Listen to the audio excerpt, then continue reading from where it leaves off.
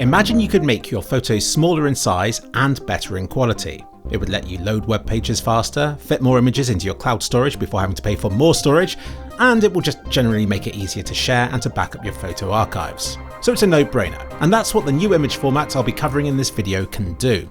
So right now with the JPEG image format, it's old, it's dated, and it produces images which look rubbish for their file sizes. But luckily JPEG XL is newer and better, but so is AVIF. But which is better? Both new standards let you save an image at various quality presets, so I saved this particular image in all the quality presets, and at the low resolution of 1080p to make it easier for you, viewing this on YouTube, to see the differences for yourself. So this is how the file sizes compare. Don't worry about all the numbers, all you need to know is that they're not equal. For example, AVIF saved at quality level 1 hasn't resulted in the same file size as JPEG XL saved at quality level 1, so it wouldn't be fair to compare these two images. With this image at least, it turns out that AVIF quality 2 is the same file size as JPEG XL quality 4. So let's see how these two images compare. I immediately realised I shouldn't really be comparing them against each other. It makes more sense to compare them against the original uncompressed version of the image, and maybe also against an old-fashioned JPEG image of a similar file size. So here we go, a four-way comparison: JPEG, JPEG XL, AVIF, and then the super large original image. Good news is, both of the newer file formats are vastly superior to the original JPEG version. If I zoom into the JPEG XL version too much, then I would say it looks kind of JPEG'd. You can see the blockiness and limitations with the technology, but it's still vastly superior to the original JPEG format, which, let's be honest, looks simply atrocious. And very JPEG'd indeed. So I think every image format has a compression quality sweet spot, and this kind of file size is way too low for the original JPEG. JPEG XL still appears to struggle, while AVIF handles it pretty well, all things considered. In a bit of a surprise twist, it was JPEG XL that removed more of the grain. I always thought it would be AVIF that would do this, but you can see here that the AVIF image actually does preserve a lot more of the grain that was seen in the original. And sure, maybe AVIF's grain is artificial, but it does a good job of preserving the extra detail and patterns in various regions of the image. It's certainly more pleasing to look at than JPEG XL's blurry messes. So AVIF definitely preserves more detail and sharpness across most of the image.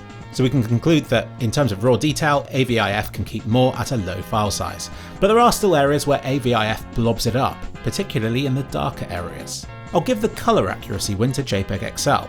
Both file formats shift the colours away from the original somewhat, but AVIF struggled more with high contrast regions of the image, often hallucinating colours and vivid tones that simply weren't there in the original. So it's not a clear-cut win for AVIF at super compressed settings, but it retains so much more information overall that it's definitely the best for keeping file sizes super low. And we are talking super low here, just 193 kilobytes for a full HD image, and a difficult one at that. For the original JPEG to look so good, it would require a file size several times larger, at least.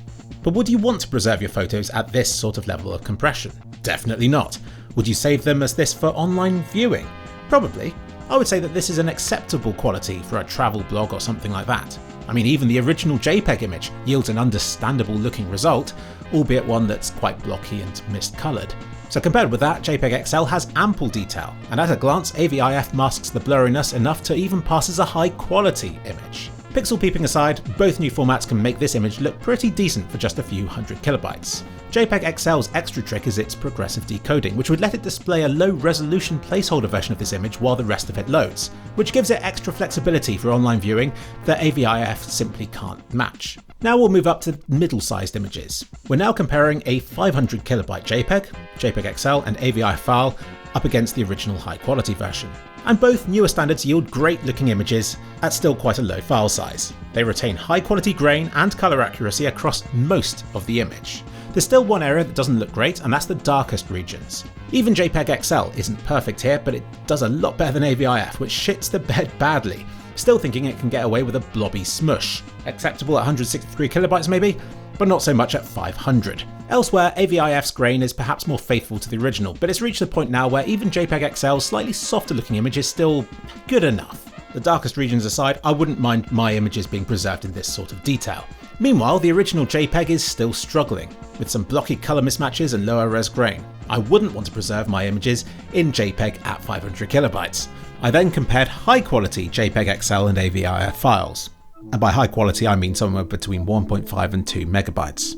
AVIF still miscoloured the grain in the darkest regions, ever so slightly, whilst now JPEG XL is so damn good it may as well be lossless.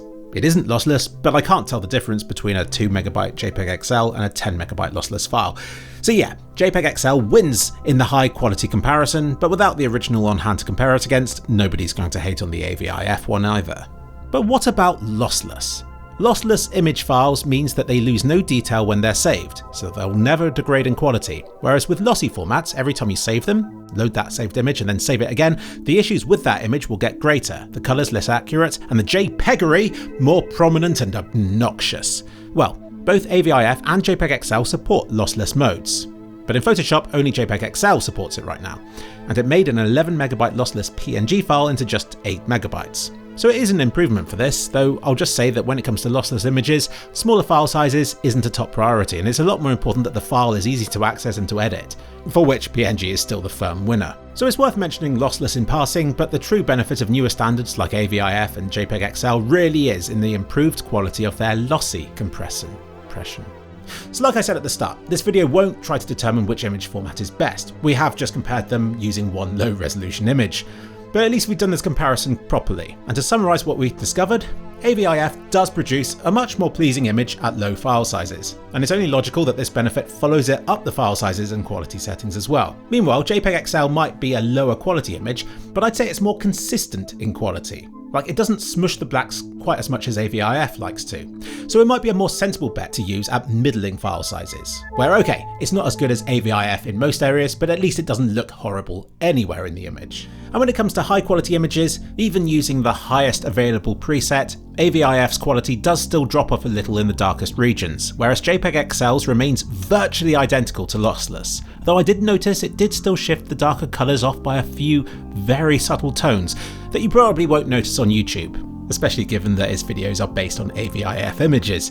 So I'd say that JPEG XL creeps ahead when it comes to super high quality images, plus its progressive decode is also really nice for generating temporary placeholder images online, whilst with AVIF you have to wait for the entire image to load before it can be displayed. If you think about it, progressive decoding alone makes JPEG XL so much more flexible than AVIF is. Online, you could have a 150KB AVIF file and a 300KB JPEG XL, and the JPEG XL one would still load its placeholder sooner than the smaller AVIF file could. But in addition to that, the JPEG XL version would eventually load in a higher quality final image as well, essentially creating a sandwich of superiority around the middling AVIF file. Yes, I'm trademarking that term, go find your own. So what's next for the comparison between JPEG XL and AVIF? Well, it would be interesting to see how these new formats fare at higher resolutions, because I suspect they're optimised for bigger images than I've been comparing here. And it would also be worth comparing HDR, but it doesn't make sense to do that in the same video as non-HDR content. So yeah, just see this as a little preliminary investigation into the two file formats. Check out this video to see me in skin tight clothing ranting about JPEG XL and AVIF in general. And this video is kind of fun too, where I compare two older video formats against each other. What can I say? I find compression fascinating, and hopefully now you've watched this video, you do too.